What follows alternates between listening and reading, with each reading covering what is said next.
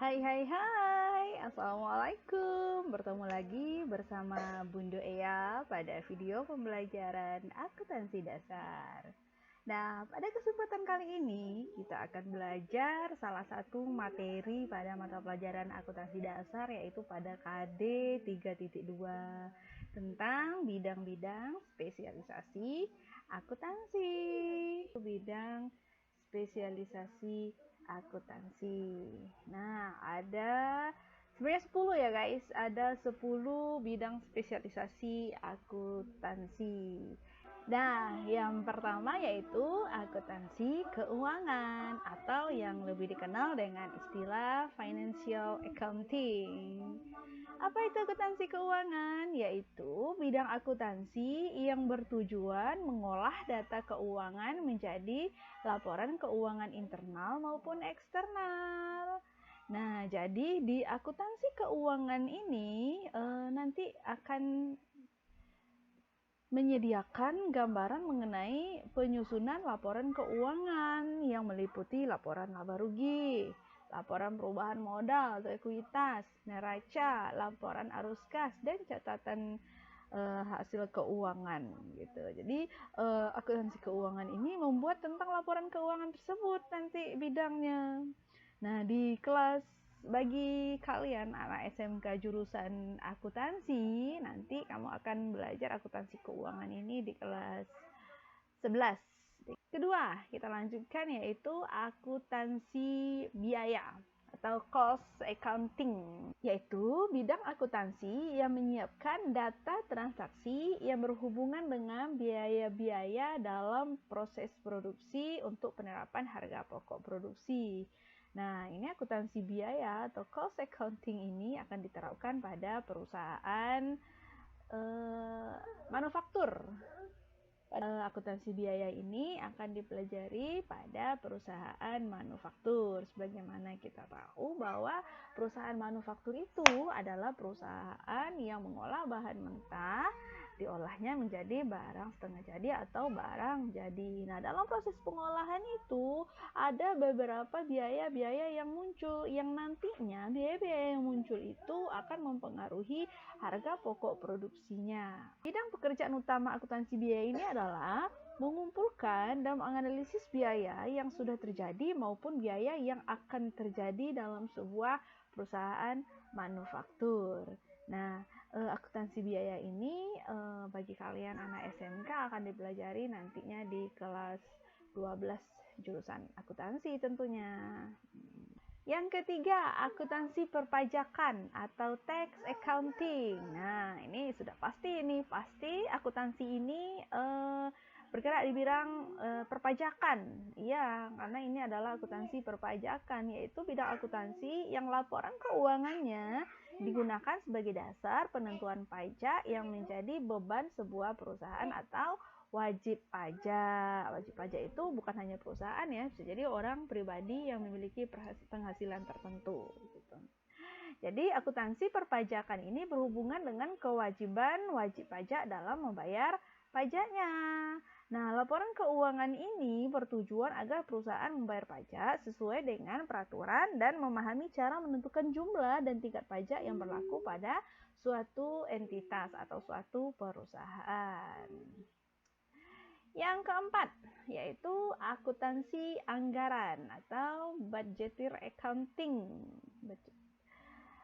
Budget anggaran yaitu bidang akuntansi yang menentukan anggaran periode di masa yang akan datang dan membandingkan hasil operasi dengan rencana yang telah ditetapkan. Jadi dia menganggarkan ya, bidang akuntansi yang menganggarkan gitu.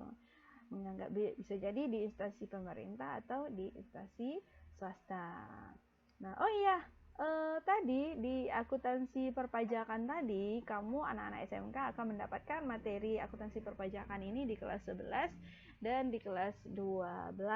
Kelas 12 yaitu cara menentukan pajak pada wajib pajak pribadi. Di kelas 12 cara menentukan besaran pajak atau tarif pajak pada wajib pajak badan. Sedangkan untuk akuntan anggaran ini anak SMK belum belajar. Nanti akan dipelajari di bangku perkuliahan untuk akuntansi anggaran ini. Begitu juga dengan yang kelima ini, akuntansi pemeriksaan atau auditing di SMK. Kak Kitnya belum belajar ya, tapi nanti akan dipelajari di bangku perkuliahan jurusan akuntansi.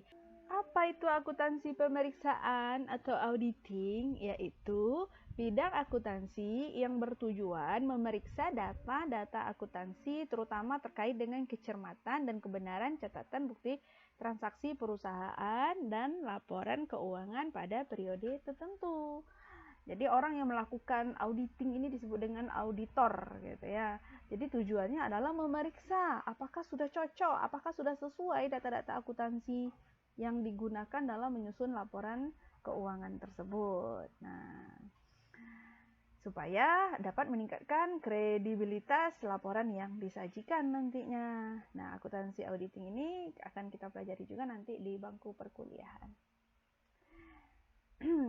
Yang keenam, akuntansi pemerintahan atau lebih dikenal dengan istilah government accounting, yaitu bidang akuntansi yang mengkhususkan diri dalam pencatatan dan pelaporan data keuangan yang ada pada badan-badan pemerintahan. Nah, jadi akuntansi pemerintahan ini bekerja di instansi pemerintahan. Dia membuat laporan atau pengelolaan keuangan negara sesuai dengan undang-undang agar dapat digunakan untuk kepentingan umum.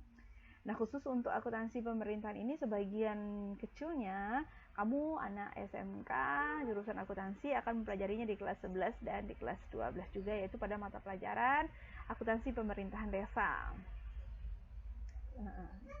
Oke, kita lanjutkan ke nomor 7, bidang akuntansi yang ketujuh yaitu akuntansi manajemen atau manajemen accounting, yaitu bidang akuntansi yang menyediakan informasi untuk pihak-pihak manajemen sebagai bahan untuk membuat neraca guna mendukung operasional sehari-hari serta membantu membuat kebijakan di masa yang akan datang dalam sebuah perusahaan bagi seorang manajer. Jadi akuntansi manajemen ini adalah membantu manajer dalam melaksanakan fungsinya, yaitu dalam pelaksanaan merencanakan, mengaktualisasikan, dan melakukan kontrol terhadap apa-apa yang terjadi di perusahaannya terkait dengan keuangan.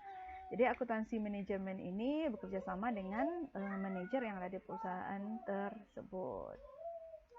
Yang kedelapan adalah sistem akuntansi atau accounting system, yaitu bidang akuntansi yang menetapkan prosedur dan pengendalian data keuangan sehingga proses pencatatan akuntansi dapat berjalan dengan efektif dan efisien.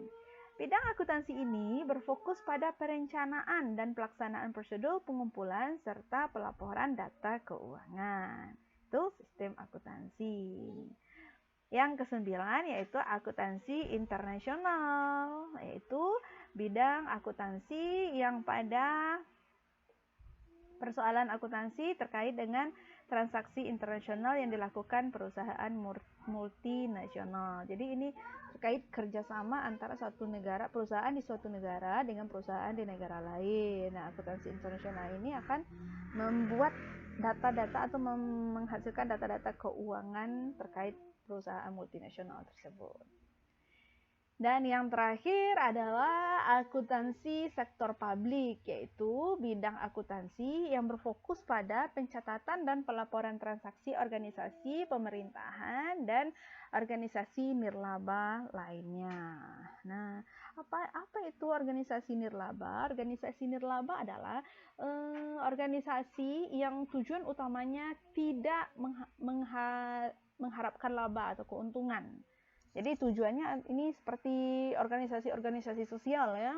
Jadi tujuannya adalah dalam kegiatan atau bidang-bidang sosial membantu korban bencana alam, membantu masyarakat yang membutuhkan dan lain sebagainya.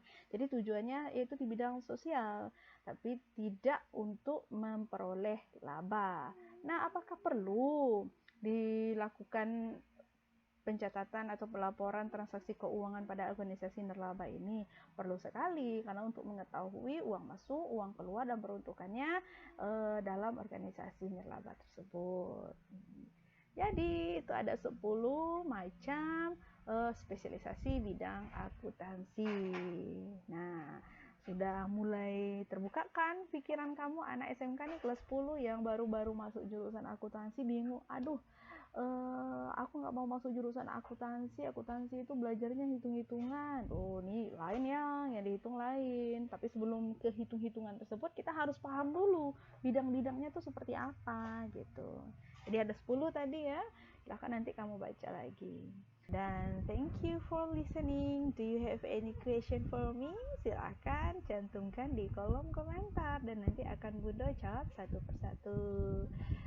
Sampai berjumpa di video berikutnya. Wassalamualaikum warahmatullahi wabarakatuh. Dah.